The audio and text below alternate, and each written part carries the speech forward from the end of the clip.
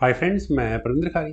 Friends, आज की हमारी गेम हितेश वाघेला जी की वीडियो रिकमेंडेशन है। जिस गेम के ऊपर उन्होंने मुझसे वीडियो बनाने के लिए कहा है फ्रेंड्स, वो खेली गई थी 1893 में। सिगबर्ट ट्राश वर्सेस रमबर्ग। फ्रेंड्स, गेम वैसे जर्मनी में खेली गई थी, लेकिन मैं यहाँ एक बात जरूर कह सकता हूँ। जो बड़े खिलाड़ी हैं वो कभी कभार जब उनका मन करता है तो किसी गरीब से, हमारे जैसे किसी खिलाड़ी को बुला लेते हैं कि आओ बेटा खेलते हैं। और हम भी खुश हो जाते हैं कि यार इतना बड़ा प्लेयर हमें बुला लिया, बहुत बढ़िया बात है। इस समय रोमबर्ग की यही हालत रही होगी शायद।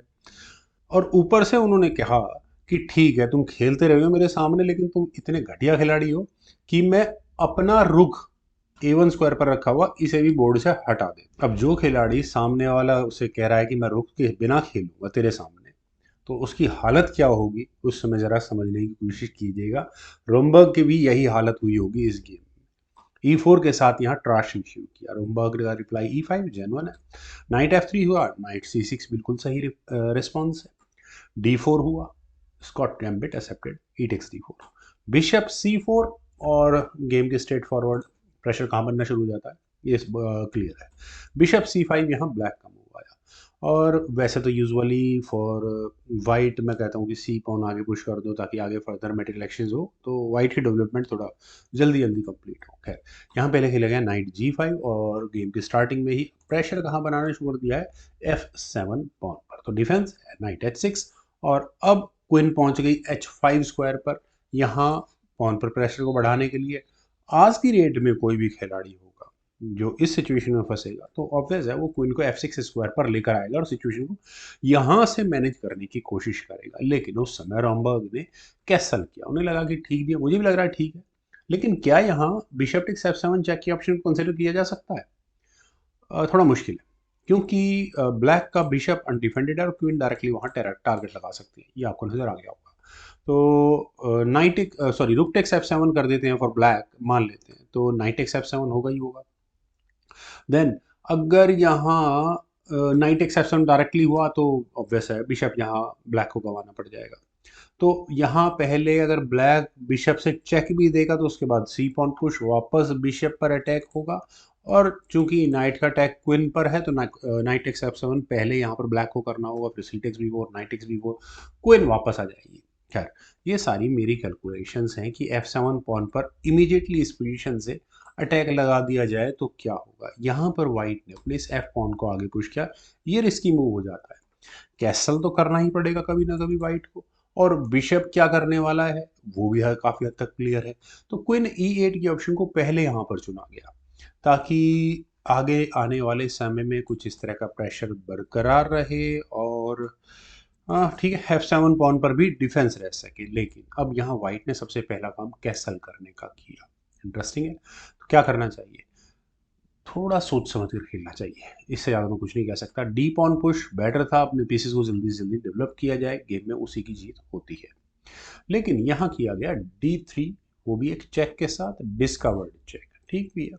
किंग हट गया H1 स्क्वायर पर, देन हुआ D टेक C2, नाइट पर अटैक, नाइट पहुंच गया C3 स्क्वायर पर। अब ये पॉन बहुत ज़्यादा कुछ खास कर नहीं पाएगा, वाइट फुर्सत में से आराम से ले लेगा। खैर D6, फाइनली यहाँ बिशप को निकालने की तैयारी, और ये बिशप क्वीन को परेशान करने के लिए डेफिनेटली आएगा ही आएगा। तो यहाँ पर ट्राश ने पहले अपने इस F पॉन को आगे पुश कर दिया है ताकि बिशप की फायरिंग लाइन ही बंद हो जाए, बात ही खत्म। देन हुआ नाइट E5 और यहाँ से नाइट, ओके सॉरी, बिशप पर अटैक बन रहा है, ध्यान नहीं दिया। नाइट D5, बिशप नहीं बचा है ट्राश ने, अभी भी पहले ही रुक डाउन है, बिना रुक के खेल रहे हैं, ऊपर से बिशप और ले लो आप फ्री में। तो क्या यहाँ लिया जा सकता है बिशप? अब जरा देखते हैं गेम में प्लान क्या हो सकता है। क्वीन और किंग के स्क्वायर्स देखिए, नाइट की चेक ये समझ में आती है, तो कुछ ना कुछ टैक्टिकल फॉर्मेशन तो बनती है यहाँ पर वाइट के लिए। मान लेते हैं कि अगर ब्लैक नाइट टेक C4 के लिए जाता है तो क्या ये गेम चेकमेट तक पहुंचती है? थोड़ा मुश्किल है इस बात को समझना, लेकिन फिर भी ट्राई करते हैं।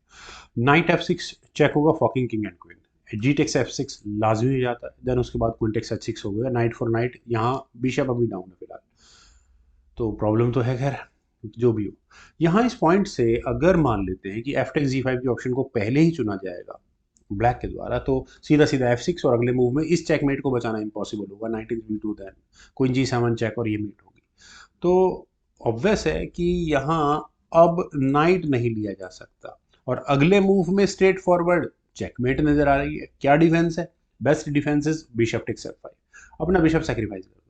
लेकिन उसके बाद भी अगर हम यहाँ से गेम आगे बढ़ाएं तो होगा rook takes f5, F takes g5 finally करना ही पड़ेगा, तो चेकमेटिंग थ्रेट तो अभी भी है।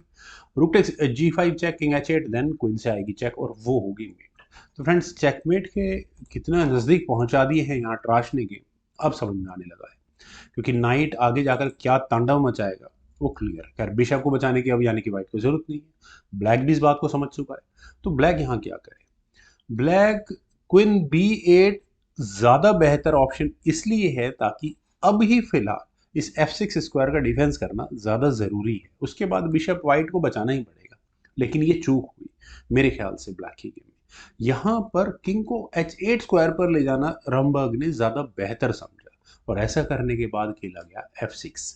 फाइनली इस f पॉन को आगे पुश होना ही होना है। और फ्रेंड से बहुत सजेशंस हैं यहाँ इस पॉइंट पर, लेकिन जो रोमबर्ग ने मूव चला वो भी बुरा मूव एटलीस्ट बिल्कुल नहीं है। उन्होंने यहाँ किया बिशप g4 और यहाँ ऑलमोस्ट इस क्वीन को ट्रैप कर लिया है।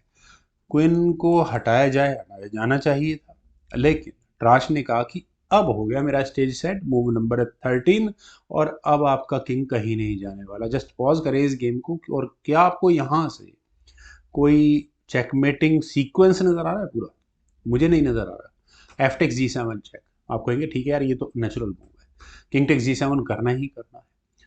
अब प्रॉब्लम है सारी, यहाँ खेला गया क्वीन टेक्स h6 चेक। आपने क्या क्या बर्बाद, रुक आप लेके बैठे नहीं थे, क्वीन आपने अभी भी सेक्रीफाइस कर दी।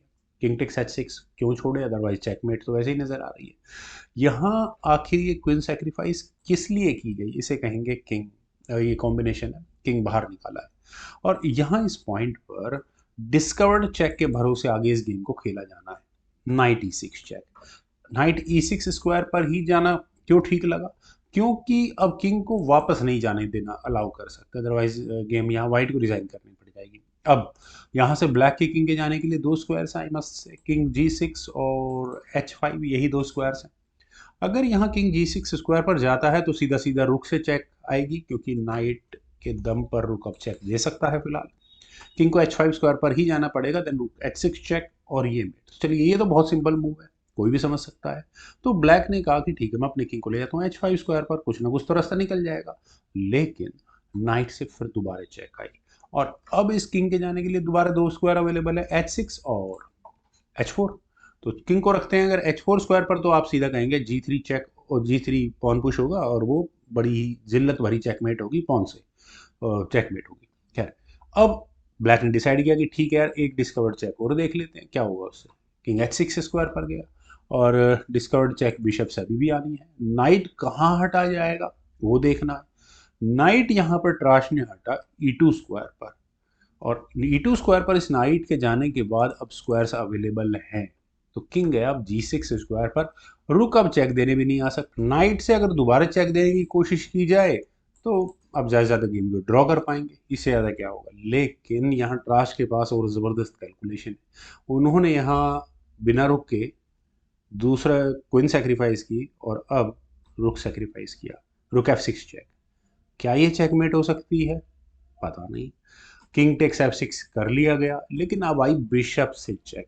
क्या बात है, भागने के लिए भी रास्ता नहीं देना, ये किंग कहीं जाने ही ना पाए। किंग को जाना पड़ा g6 स्क्वायर पर। और फ्रेंड्स क्या अब आपको चेकमेट नजर आ गई?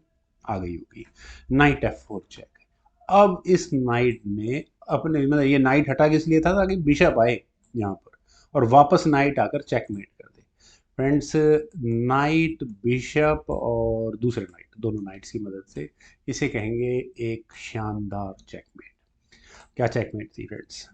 मुझे उम्मीद है आप सभी लोगों को भी ये गेम ज़रूर पसंद आई होगी। तो आप लोग इस वीडियो को लाइक, शेयर और मेरे यूट्यूब चैनल चेस गुरु को प्लीज़ सब्सक्राइब ज़रूर करें। आपके कमेंट्स का मुझे बेहद इंतजार रहेगा।